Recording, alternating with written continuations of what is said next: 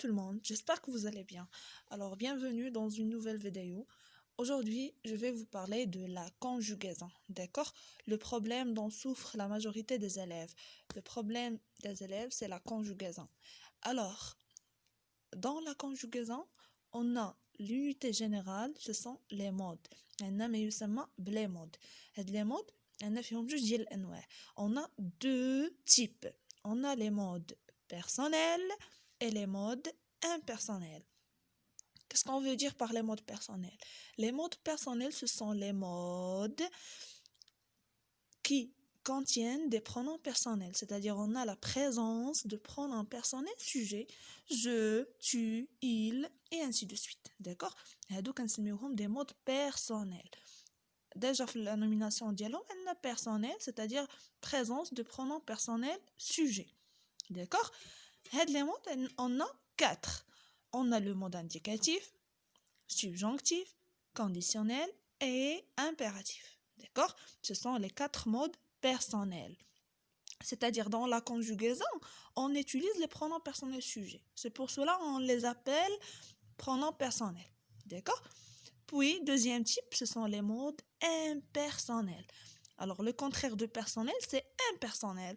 Ce sont les modes qui ne contiennent pas des pronoms personnels. Absence de pronoms personnels.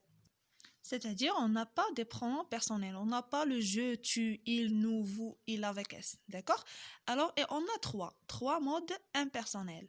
On a le participe, l'infinitif et le gérondif. D'accord?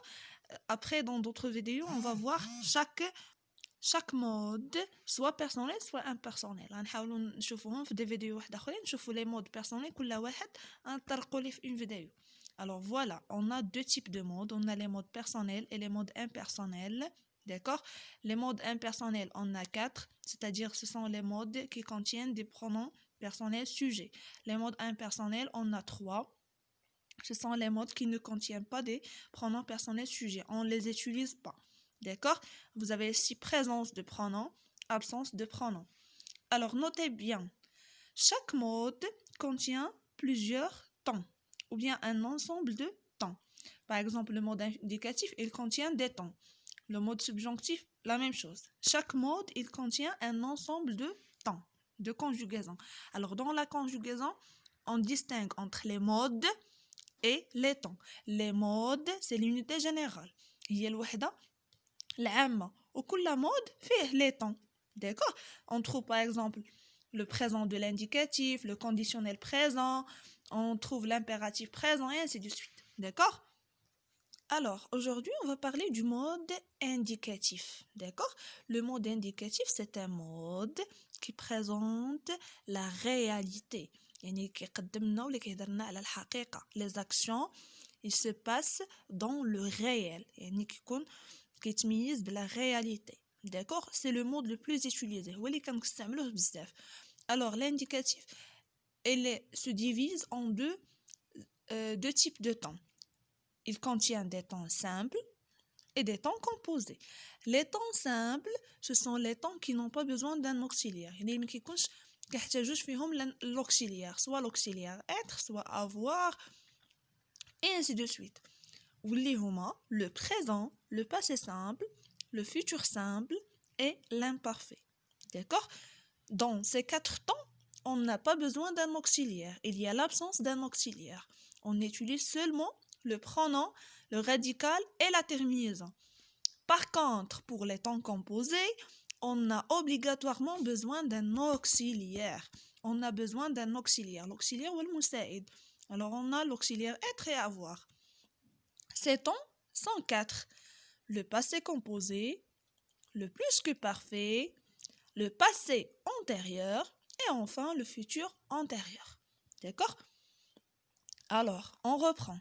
On distingue entre les temps simples et les temps composés. Les temps simples sont 4. Et aussi les temps composés, ils sont 4. Dans les temps simples, on n'a pas besoin de l'auxiliaire. Par contre, dans les temps composés, on a l'obligation d'utiliser un auxiliaire. D'accord? Je vais donner un exemple. Le verbe parler au présent. Alors, le présent, bien sûr, c'est un temps simple. On ne va pas utiliser l'auxiliaire. Alors, je parle, tu parles, il, elle parle, nous parlons, vous parlez, elle, il parle. Alors, regardez, normalement, la conjugaison du verbe, elle est composée de 3 éléments essentiels.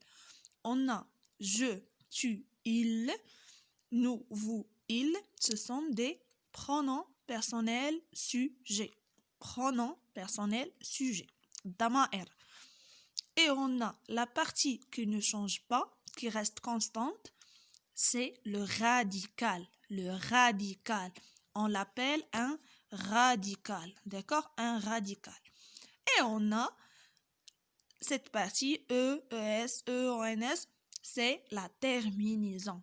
Alors, la conjugaison de chaque verbe dans un temps simple, elle est composée de 3 éléments.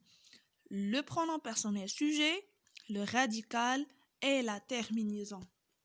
Alors, j'espère que vous avez compris ce cours. Merci pour votre attention.